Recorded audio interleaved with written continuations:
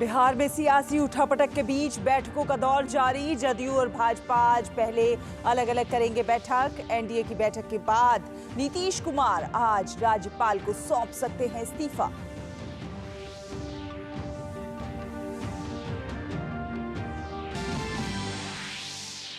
प्रधानमंत्री नरेंद्र मोदी मन की बात कार्यक्रम के जरिए अपने विचार करेंगे साझा। मन की बात की आज होगी 109वीं कड़ी।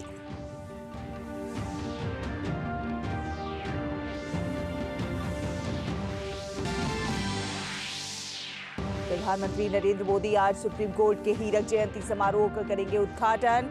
3 नई पहलों, digital supreme court report, digital court 2.0 और सुप्रीम कोर्ट की नई वेबसाइट की करेंगे शुरुआत।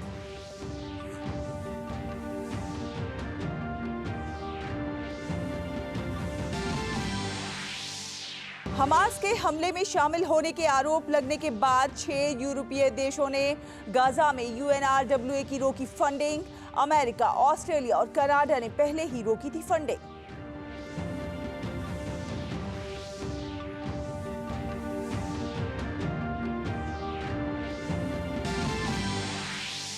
भारत और इंग्लैंड के बीच जारी पहले टेस्ट का आज चौथा दिन। इंग्लैंड दूसरी पारी में 6 विकेट पर 316 रन से आगे खेलना करेगा शुरू। इंग्लैंड की भारत पर अब तक 126 रनों की बढ़त।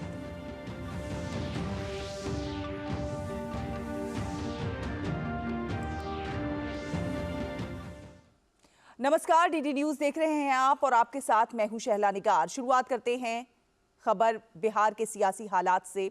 बिहार में सियासी समीकरण बदलने के संकेत मिल रहे हैं। कल सभी दलों ने अलग अलग बैठकें की। बैठकों का दौर आज भी जारी रहने वाला है। भारतीय जनता पार्टी ने आज सुबह 9 बजे एक बैठक बुलाई है, तो वहीं जनता दल यूनाइटेड ने आज सुबह 10 बजे अपने विधानमंडल दल की बैठक बुलाई है। इन दोनों ही बैठकों के बाद जेडीयू, भाजपा और हम यानी एनडीए दलों की बैठक होगी। एनडीए के बैठक के बाद बिहार के मुख्यमंत्री नीतीश कुमार राज्यपाल से मिलकर अपना इस्तीफा सौंप सकते हैं। साथ ही साथ वो नई सरकार के लिए समर्थन पत्र भी सौंप सकते हैं। सूत्रों के मुताबिक दोपहर के बाद नीतीश कुमार 9वीं बार राज्य के मुख्यमंत्री के तौर पर शपथ ले सकते हैं। इसके अलावा कांग्रेस ने आज अपने विधायक दल की बैठक बुलाई है। प्रदेश कांग्रेस अध्यक्ष अखिलेश प्रसाद सिंह ने पूर्णिया में कल पत्रकारों से बातचीत के दौरान इस बात की जानकारी दी थी। और खबरों में आगे बढ़ते हैं। आपको बता दें, प्रधानमंत्री नरेंद्र मोदी आज सुबह 11 बजे आकाशवाणी पर मन की बात कार्यक्रम में देश विदेश के लोगों के साथ अपने विचार साझा करेंगे। ये मासिक रेडियो कार्यक्रम की 109वीं कड़ी होगी। ये कार्यक्रम आकाशवाणी और दूरदर्शन के समूचे नेटवर्क पर प्रसारित किया जाएगा। मन की बात कार्यक्रम का आकाशवाणी समाचार, दूरदर्शन समाचार, प्रधानमंत्री कार्यालय और सूचना तथा प्रसारण मंत्रालय के YouTube चैनलों पर सीधा प्रसारण किया जाएगा।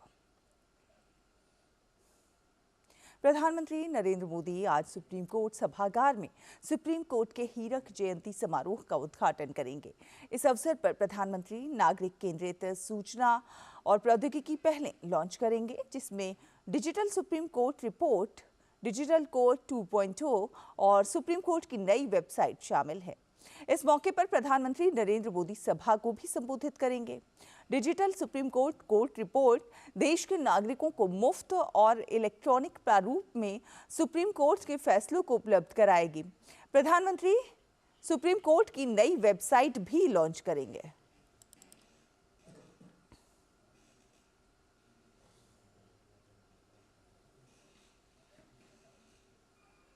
और उपराष्ट्रपति जगदीप धनखड़ आज से महाराष्ट्र और तमिलनाडु के 2 दिन के दौरे पर रहेंगे। उपराष्ट्रपति आज मुंबई में महाराष्ट्र विधानसभा के विधायी, भारत के विधायी निकायों के अधिकारियों के 84वें सम्मेलन के समापन समारोह को संबोधित करेंगे और उसके बाद उपराष्ट्रपति विकसित भारत एक्ट 2047 के विषय पर पौंडीचेरी विश्वविद्यालय के छात्रों के साथ बातचीत करेंगे। कल उपराष्ट्रपति तमिलनाडु के कुट्टालोर जिले में श्री थिल्लई नटराज मंदिर, बाबाजी मंदिर और श्री एलाई अम्मन मंदिर में पूजा अर्चना और दर्शन करेंगे। प्रधानमंत्री नरेंद्र मोदी ने कल नई दिल्ली में वार्षिक एनसीसी पीएम रैली को संबोधित किया। नारी शक्ति की सराहना करते हुए प्रधानमंत्री ने कहा कि आज देश की बेटियां हर क्षेत्र में लोहा मनवा रही हैं। प्रधानमंत्री ने युवाओं के लिए खुलते हुए अवसरों के लिए द्वारों का भी जिक्र किया। पीएम ने कहा कि विकसित भारत के सबसे बड़े लाभार्थी युवा ही होंगे।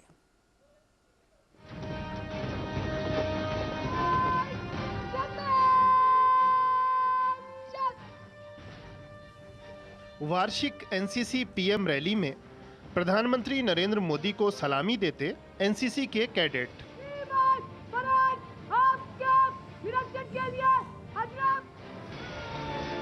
करियप्पा परेड ग्राउंड में पीएम मोदी को अपने बीच पाकर एनसीसी के 2200 से अधिक कैडेट्स और 24 देशों के युवा कैडेट्स का उत्साह और उल्लास देखते ही बन रहा था।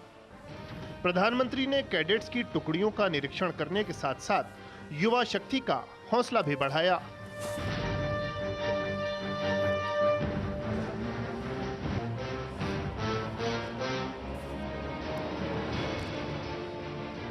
प्रधानमंत्री मोदी ने एनसीसी दस्तों की सलामी ली। इनमें अतिथि देशों के कैडेट दस्ते भी शामिल हैं। साथ ही एनसीसी के बैंड्स भी सलामी मंच के सामने से गुजरे।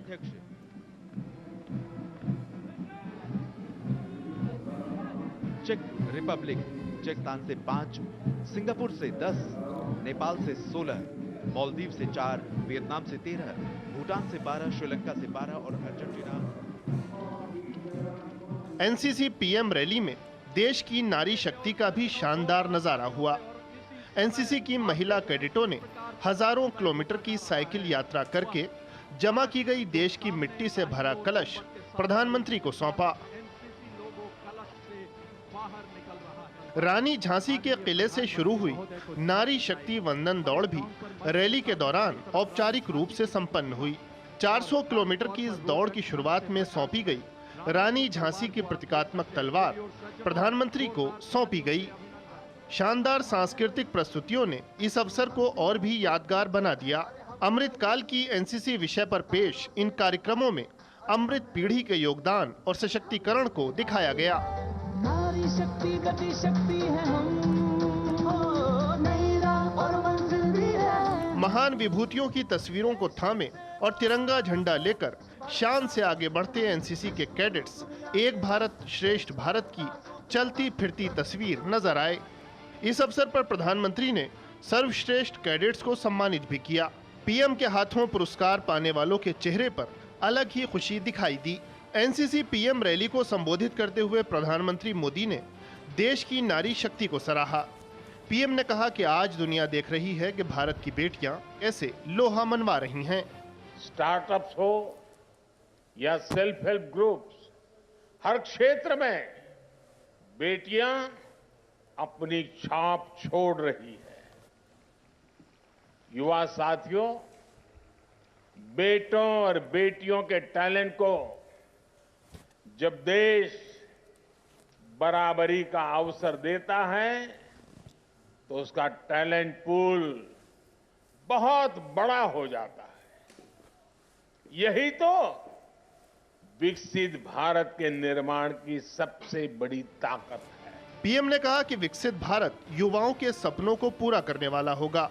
विकसित भारत के निर्माण में युवाओं की अहम भूमिका बताते हुए पीएम ने कहा कि पिछले एक दशक में युवाओं के लिए बहुत से नए अवसर पैदा हुए हैं। बीते 10 वर्षों में गांव-गांव में 5 लाख से अधिक कॉमन सर्विस सेंटर बने हैं। इनमें लाखों नौजवान काम कर रहे हैं। ऐसे अनेक उदाहरण हैं जो बताते हैं कि डिजिटल इंडिया कैसे सुविधा और रोजगार दोनों को बल दे रहा है। मेरे युवा साथियों, सरकार वो होती है जो भविष्य की संभावनाओं को देखते हुए वर्तमान में नीतियां बनाए और निर्णय ले। सरकार वो होती है जो अपनी प्राथमिकताएं स्पष्ट रखें। प्रधानमंत्री ने देश की विकास यात्रा का उल्लेख करते हुए कहा कि इससे युवाओं के लिए नए द्वार खुल रहे हैं। पीएम ने कहा कि विकसित भारत के लाभार्थी देश के युवा होंगे। हम जो विकसित भारत बनाने वाले हैं, उसका लाभार्थी मोदी नहीं है, उसके सबसे बड़े लाभार्थी आप जैसे मेरे देश के युवा हैं। इसके लाभार्थी जो विद्यार्थी अभी स्कूल में है, कॉलेज में है, यूनिवर्सिटी में है, वे लोग हैं। वार्षिक एनसीसी पीएम रैली इस बार कई मायनों में खास रही। इस बार वाइब्रेंट गांवों के 400 से अधिक सरपंच और कई स्वयं सहायता समूहों से जुड़ी 100 से अधिक महिलाओं की मौजूदगी ने इस आयोजन को और भी यादगार बना दिया। प्रधानमंत्री नरेंद्र मोदी ने कुछ कैडेटों को सर्वश्रेष्ठ कैडेट का पुरस्कार से नवाजा। हमारे साथ महाराष्ट्र खुशी हैं, कैसा लगा? बता नहीं पा रही मुझे कितनी खुशी महसूस हो रही है। मेरे परिवार यहाँ पर मौजूद है, मेरा पूरा कंटिजेंट कितना खुश होगा। ये ट्रॉफी 4 किलो का होके भी इसका वजन बिल्कुल भी महसूस नहीं हो रहा है। लगातार तीसरी बार है महाराष्ट्र ने हैट्रिक की है और ऐसी और ज्यादा मेहनत करके अगले साल भी बैनर हम लोग ही जीतेंगे। प्रधानमंत्री जी को इतने पास से देखना और फिर उनसे ये बैनर लेना और वो भी महाराष्ट्र जैसे राज्य के लिए बहुत ज्यादा गर्व की बात है और बहुत खुश भी थी मैं। महाराष्ट्र निदेशालय के कैडेट हैं जो काफी उत्साहित हैं क्योंकि प्रधानमंत्री नरेंद्र मोदी से इन्हें ट्रॉफी मिली है और चैंपियन ट्रॉफी का खिताब जीतकर ये और ज्यादा उत्साहित हैं। कैमरामैन जगमोहन प्रधान के साथ गिरीश निशाना, डीडी न्यूज, दिल्ली। और एनसीसी की प्रधानमंत्री रैली में सीमावर्ती क्षेत्र के 400 से ज्यादा सरपंच भी विशिष्ट अतिथि के रूप में शामिल हुए। इनमें से 10 सरपंचों ने प्रधानमंत्री से बातचीत भी की। स्वयं सहायता समूहों से जुड़ी 100 से ज्यादा महिलाएं भी इसका हिस्सा बनी। तो कैसा रहा इनका अनुभव, इस पर बात की है हमारे संवाददाता गिरीश निशाना ने। एनसीसी की प्रधानमंत्री रैली में सीमावर्ती गांवों के 400 से ज्यादा सरपंचों ने प्रधानमंत्री नरेंद्र मोदी से मुलाकात की। उनमें से कुछ सरपंच हमारे साथ हैं, बात करते हैं। सर, कैसा लगा आज पीएम से मिले? बहुत ही अच्छा महसूस किया हमने।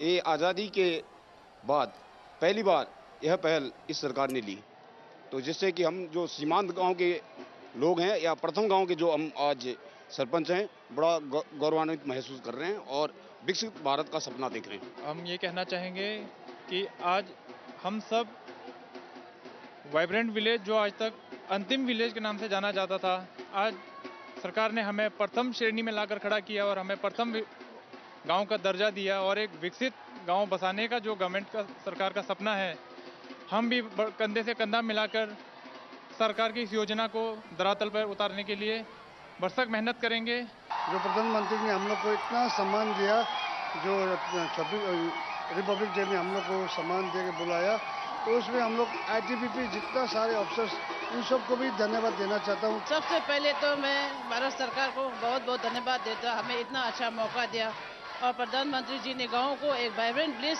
के पहचान भी दिया। बहुत खुशी लगा यहाँ आकर और प्रधानमंत्री हमारे जितनी भी नोटिस है और नेचर इतना इम्पोर्टेंट ले रहे जो वाइब्रेंट विलेज के तौर से, तो बहुत खुशी है। अभी बदलने जा रहे हैं हम लोग, गाँव अभी बहुत अच्छा होने जा रहे हैं, तो बहुत खुशी है। देखिए प्रधानमंत्री जी थोड़ा सा अपना वक्त निकाल रहे हैं, तो हमें बहुत ज़्यादा खुशी हुई। तो हम माननीय प्रधानमंत्री जी का दिल से धन्यवाद करना चाहते हैं। उत्तरकाशी हरसिल से हूँ और एक बहुत ही सीमावर्ती गांव से हूँ। आज मैं प्रधानमंत्री जी का तहे दिल से धन्यवाद करती हूँ और आईटीबीपी का बहुत धन्यवाद करती हूँ। अपनी जो एक शैली है टेक्नोर पेंटिंग जो मैंने बनाई है, उसका प्रधानमंत्री जी ने लिया, वही मेरे लिए सबसे बड़ी बात है। उत्साहित इसलिए नजर आए हैं क्योंकि प्रधानमंत्री नरेंद्र मोदी से इन्होंने बातचीत की और ये जो सीमावर्ती इलाकों के गांव के प्रधान हैं वो काफी उत्साहित हैं क्योंकि उन्होंने सोचा नहीं था कि जिन्हें आखिरी का गांव समझा जाता था, अब उन्हें पहले गांव का दर्जा दिया जाता है। कैमरामैन जगमोहन प्रधान के साथ गिरीश निशाना, डीडी न्यूज, दिल्ली। और एनसीसी की प्रधानमंत्री रैली में नारी शक्ति वंदन दौड़ का भी समापन हुआ। जी हां, 17 जनवरी से झांसी में शुरू हुई दौड़ दिल्ली में पीएम रैली में संपन्न हुई। अपनी दौड़ के समापन पर मेजर शशि मेहता ने पीएम नरेंद्र मोदी को तलवार भेंट की। करीब 400 किलोमीटर से ज्यादा दौड़ने वाली मेजर शशि मेहता से खास बातचीत की हमारे सहयोगी गिरीश निशाना ने। एनसीसी के अमृतकाल में मेजर शशि मेहता लगातार दौड़ रही हैं और उन्होंने अपनी दौड़ पूरी की है प्रधानमंत्री रैली में आकर। उन्होंने एक तलवार प्रधानमंत्री को भेंट की। बात करते हैं, मैडम किस तरह रहा आपका ये सफर? जो मैंने दौड़ की इसका नाम है नारी शक्ति वंदन रन, जिसे एनसीसी ने आयोजित किया। ये दौड़ शुरू हुई झांसी से 17 जनवरी को और ये पूरी हुई दिल्ली में। कुल मिलाकर मैंने इसमें 400 किलोमीटर से अधिक की दूरी दौड़ी है और लगभग 80 किलोमीटर प्रतिदिन मैंने इसमें रन किया है। मैडम कैसे दौड़ पाए, क्योंकि एक महिला हैं, बावजूद उसके आप रोजाना 80 से ज़्यादा किलोमीटर दौड़ते रहे? मैं एक अंतर्राष्ट्रीय अल्ट्रा रनर भी हूं और 3 बार मैंने इंडिया को रिप्रेजेंट भी किया है इंटरनेशनल चैंपियनशिप्स में। हालांकि मैं पेशे से एनसीसी ऑफिसर हूं, पर दौड़ना मेरा जुनून है और मैं अल्ट्रा मैराथन्स दौड़ती ही रहती हूं।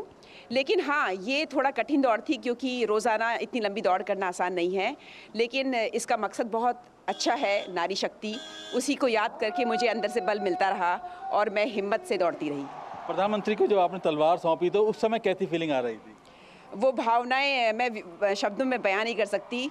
उनके लिए बहुत सम्मान है और प्रधानमंत्री जी, जिन्हें हम हमेशा टीवी पर देखते हैं, उनके समक्ष इतने पास खड़े रहना और उनको तलवार भेंट करना जो नारी शक्ति का प्रतीक है, feelings were very emotional and I am very fortunate, very privileged. कौन कौन से राज्यों से होकर आप गुजरे और जब वहाँ पर एनसीसी कैडेट आपका स्वागत कर रहे तो कैसा लग रहा था? मैं 5 अलग अलग राज्यों से गुजरी।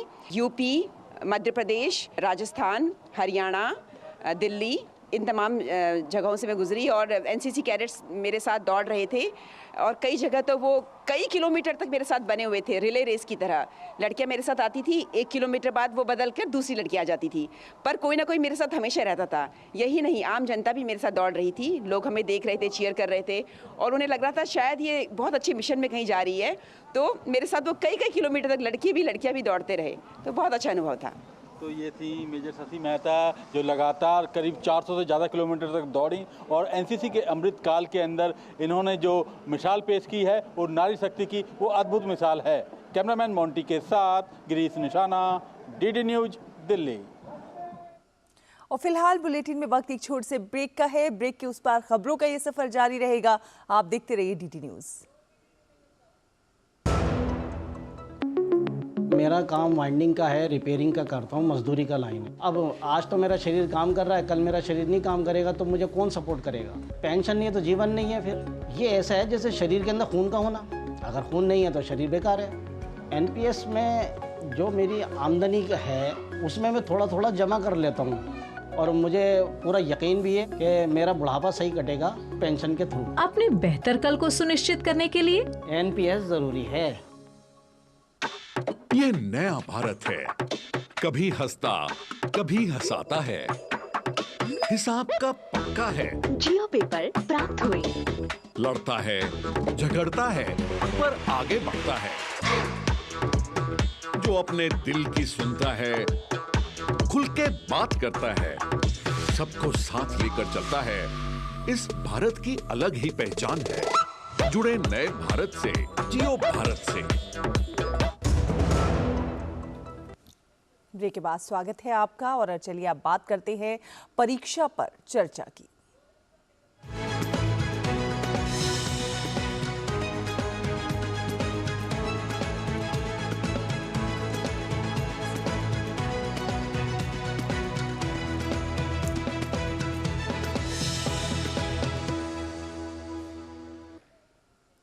छात्रों के साथ प्रधानमंत्री नरेंद्र मोदी के संवाद कार्यक्रम परीक्षा पे चर्चा का आयोजन सोमवार 29 जनवरी को होगा। नई दिल्ली के भारत मंडपम में आयोजित होने वाले इस कार्यक्रम में प्रधानमंत्री छात्रों के अलावा शिक्षकों और अभिभावकों के साथ भी संवाद करेंगे। छात्रों का मानना है कि परीक्षा पर चर्चा कार्यक्रम के जरिए परीक्षा के तनाव को दूर करने और उन्हें एग्जाम वॉरियर बनाने में मदद मिली है। छात्रों के साथ प्रधानमंत्री नरेंद्र मोदी के लोकप्रिय संवाद कार्यक्रम परीक्षा पे चर्चा का वक्त जैसे जैसे नजदीक आ रहा है, छात्रों का उत्साह भी बढ़ता जा रहा है। छात्रों को कार्यक्रम के जरिए प्रधानमंत्री को सुनने का बेसब्री से इंतजार है। उनका मानना है कि परीक्षा पे चर्चा कार्यक्रम में प्रधानमंत्री की बातों से उन्हें काफी प्रेरणा मिलती है, जो उनकी जिंदगी में सकारात्मक बदलाव लाने में काफी मददगार साबित होता है। कार्यक्रम के प्रति छात्रों में जबरदस्त उत्साह है और उनके मन में परीक्षाओं से जुड़े कई सवाल भी हैं। पीएम मोदी जी हमारी बच्चों की समझते हैं दिक्कतें और उस पर बहुत अच्छे सॉल्यूशंस बताते हैं। जैसे अभी इन्होंने रिसेंटली बताया था कि हमें अपने एग्ज़ाम को एज फेस्टिवल सेलिब्रेट करना चाहिए, ताकि जो हमारे सर में स्ट्रेस आता है उसको हम भूल के अपने फुल पोटेंशियल पे काम करें। वो हमारी दिक्कतें को समझ सकते हैं और उनके पास बहुत बड़े पावरफुल मैन है, तो उनकी बातें भी बहुत ज़्यादा इंस्पिरेशनल होती है। उनके बोलने का लहजा और उनके सारे काम बहुत ज़्यादा इंस्पायरिंग होते हैं। बहुत मोटिवेशन मिलता है जब आप इतने बड़े इंसान को सुन रहे हो।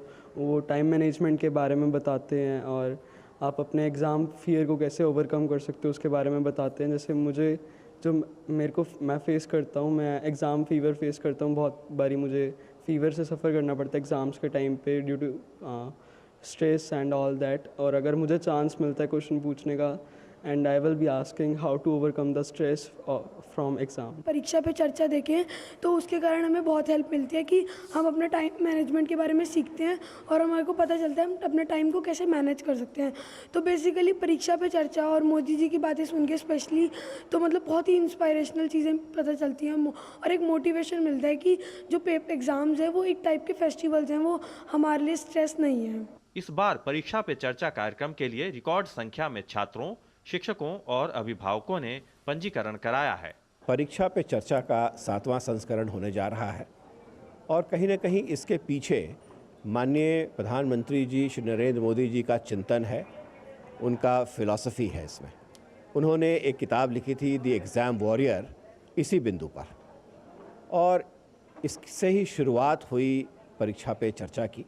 हमें इस बात की बड़ी खुशी है कि इस वर्ष रिकॉर्ड रजिस्ट्रेशन हुआ है।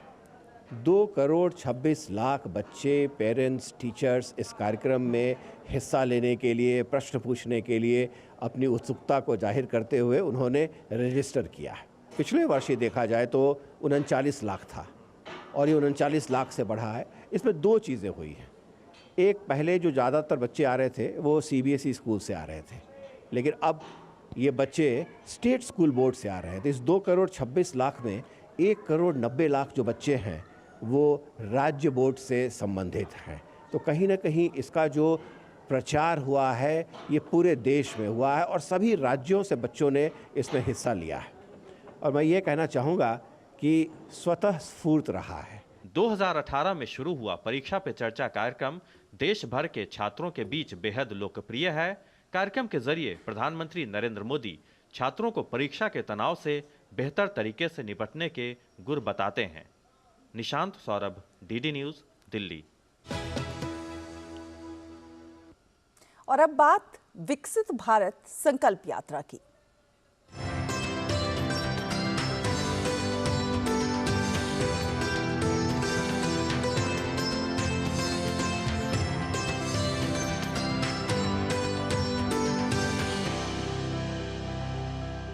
देश भर में चल रही विकसित भारत संकल्प यात्रा के दौरान हर दिन लोगों की भागीदारी बढ़ती जा रही है। इसका यात्रा का उद्देश्य एक उन्नतिशील और समावेशी भारत की दिशा में संगठित मार्ग बनाना है।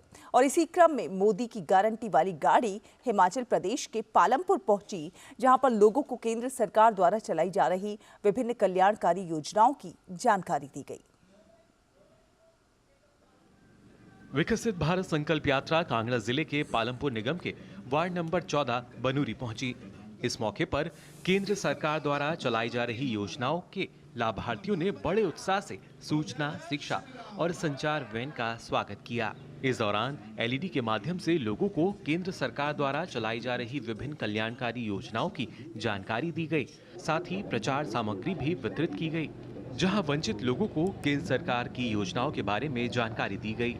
वहीं लाभार्थियों ने मेरी कहानी मेरी जुबानी पहल के माध्यम से अपने जीवन में आए बदलाव की कहानी साझा की। मेरे को मकान के लिए पैसे मिले थे प्रधानमंत्री आवास योजना के, मेरा घर बन गया। मैं पहले कच्चे मकान में रहता था, अब मेरा पक्का मकान बन गया। और मेरे को 2,000 रुपये जो किसान योजना का मिलता है उससे मैं बीज वगैरह जो खरीदता हूँ, वो जो स्कीमें आती हैं वो भी मेरा उसको मैं धन्यवाद करता हूँ मोदी जी का। मोदी जी ने हमारे को उज्जवल गैस दी है। मुझे उज्जवल योजना का लाभ मिला है, उसमें मेरे को गैस कनेक्शन मिला।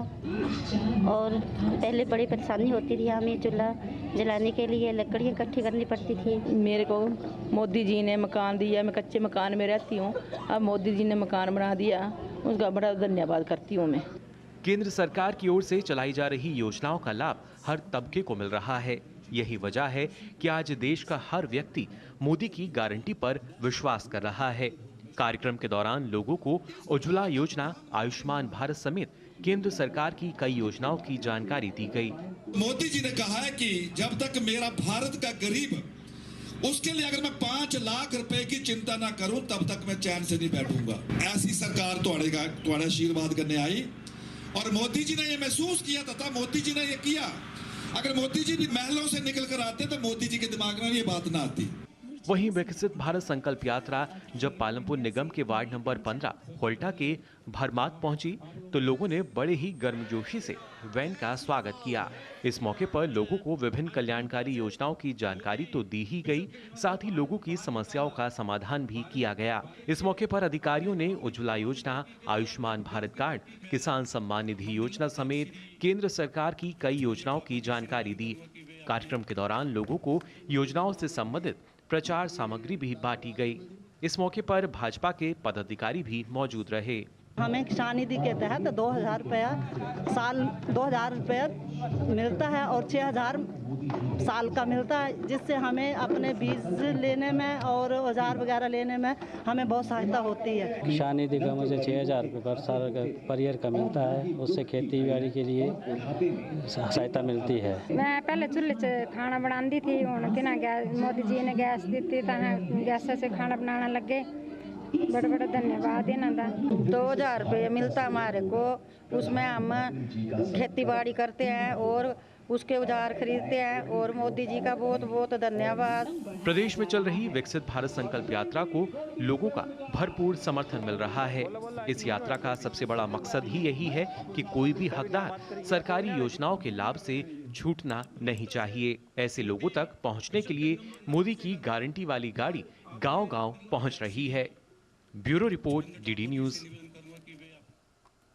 और अंतर्राष्ट्रीय खबरों का रुख कर लेते हैं। आपको बता दें कि फिलिस्तीनी राष्ट्रपति महमूद अब्बास के प्रवक्ता ने कुछ देशों द्वारा फिलिस्तीनियों के लिए संयुक्त राष्ट्र राहत और कार्य एजेंसी यानी UNRWA की फंडिंग रोके जाने के फैसले की आलोचना की है।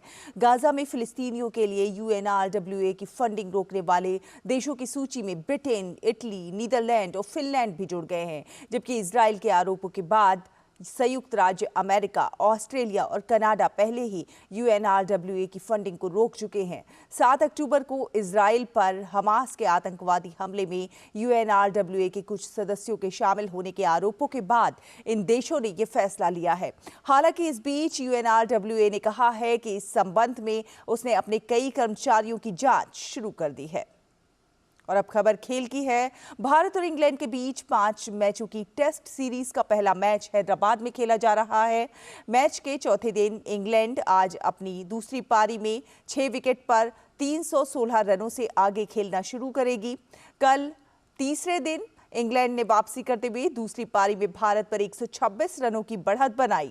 उप कप्तान ओली पोप 148 नाबाद रन बनाकर क्रीज पर मौजूद हैं, तो वहीं रेहान अहमद 16 रन बनाकर नाबाद हैं। इससे पहले भारत ने पहली पारी में 436 रन बनाने में सफलता पाई। इस तरह भारत ने पहली पारी के आधार पर 190 रनों की बढ़त बनाई। तीसरे दिन भारत ने 7 विकेट पर 421 रनों से आगे खेलना शुरू किया। रविंद्र जडेजा 87 रन बनाकर आउट हुए, तो वहीं अक्षर पटेल ने 44 रनों की पारी खेली। अंतिम बल्लेबाज के रूप में बुमराह को आउट करके जो रूट ने भारतीय पारी को समाप्त किया। इंग्लैंड की तरफ से जो रूट ने 4 विकेट लेने में सफलता पाई। इसी के साथ इस बुलेटिन में फिलहाल इतना ही। डीडी न्यूज पर खबरों का सफर लगातार जारी है। आप देखते रहिए डीडी न्यूज। नमस्कार।